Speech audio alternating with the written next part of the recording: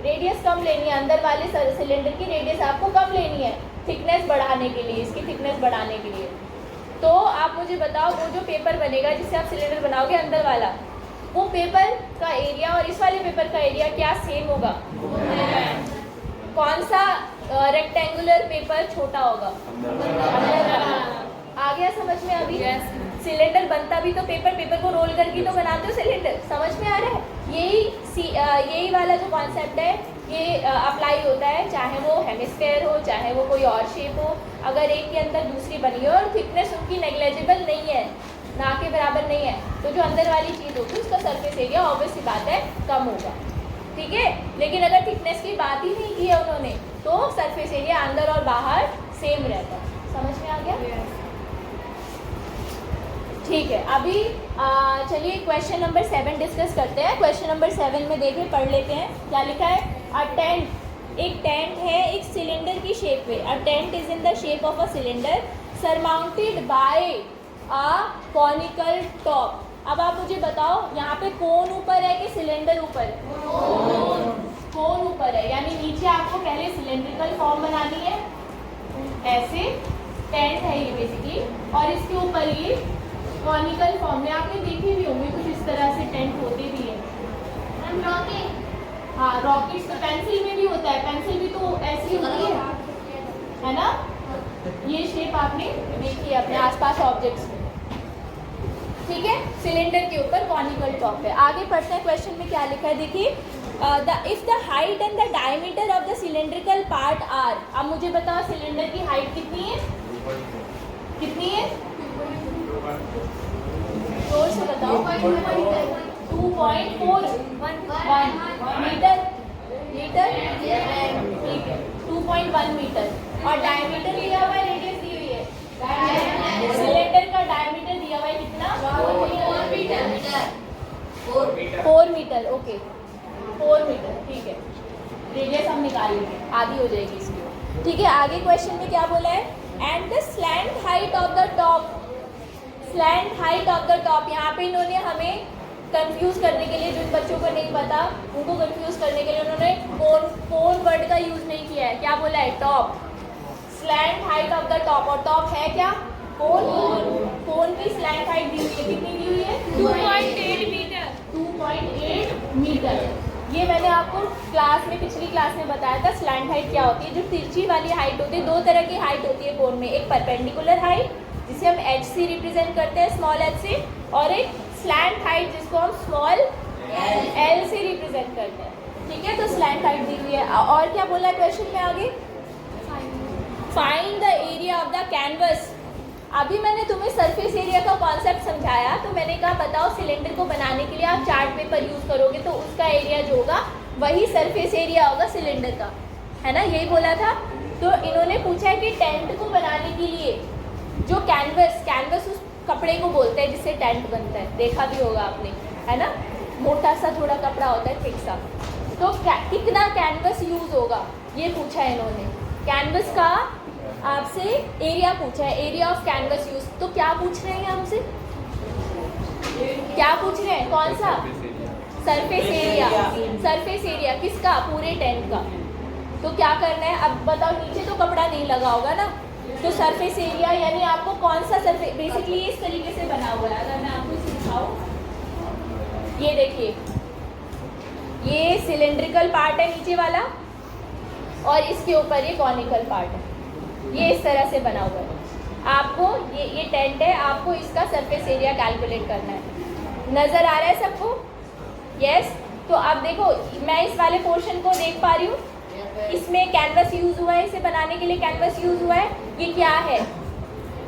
ये क्या है? CSA of cylinder. आ रहा है ना समझ में? CSA ऑफ सिलेंडर निकालना है, प्लस ये कौन सा पोर्शन है?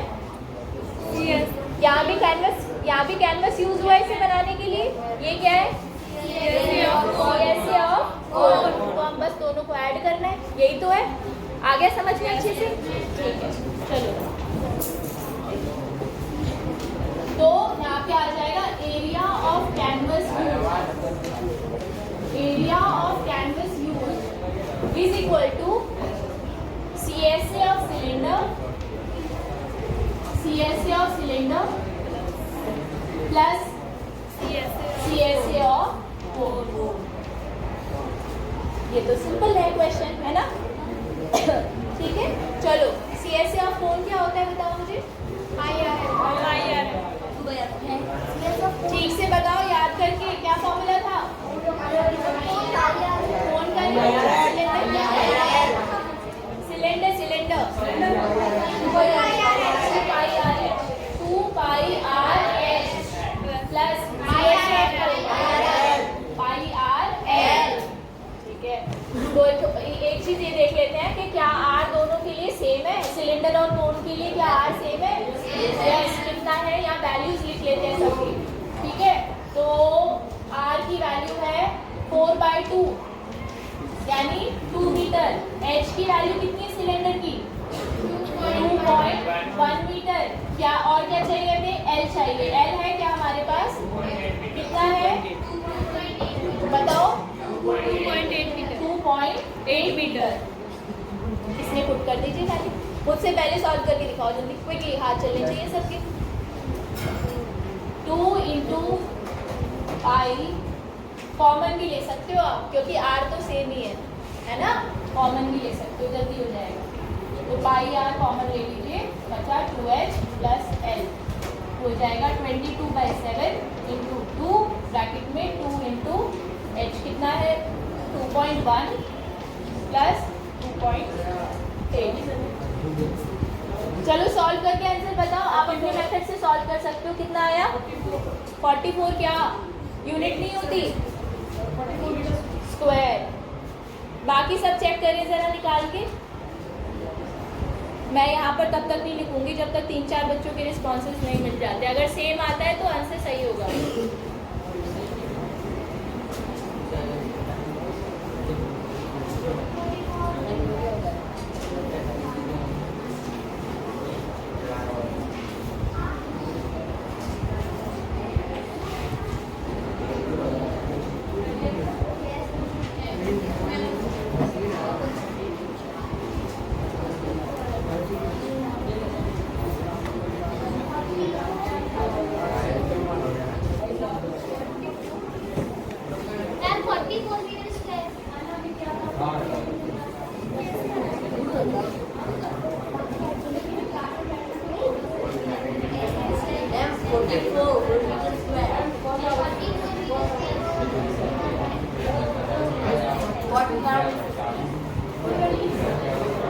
कितना आया आंसर? 44 metre square. ठीक है, इसके बाद में क्या करना है आपको? नेक्स्ट आगे क्या निकालना है? देखिए, डिटरमिन द नहीं, find the cost of the canvas. फिर उन्होंने कहा कि जो कैनवस यूज हो रहा है ना स्टैंड को बनाने के लिए, अगर 1 मीटर स्क्वायर कैनवस 500 रुपीज़ का है तो जो टोटल कैनवस इसमें यूज हुआ है उसकी कॉस्ट बताइए। यही पूछा है क्वेश्चन में। देखो, पढ़ो जरा क्वेश्चन को बुक में। Find the cost of the canvas of the tent at the rate of ₹500 पर मीटर स्क्वायर। तो cost of canvas, cost of 1 metre square canvas, 1 metre square canvas की कॉस्ट है 500 रुपीज़। तो हमें कितना मीटर चाहिए? Cost of 44 metre square. क्या करेंगे? मल्टीप्लाई 500 × 44। आंसर बताना कितना है? 22,000। कितना आया? 22,000। 22,000 रुपीज़ चाहिए इस कैनवस को, इस टेंट को बनाने के लिए। ठीक है, ओके। नोट कीजिए प्लीज। ये आया हुआ एग्जाम में, बोर्ड एग्जाम में आया हुआ क्वेश्चन है। ठीक है, तो इम्पोर्टेंट है। तो ये आया बेटा 2016 में।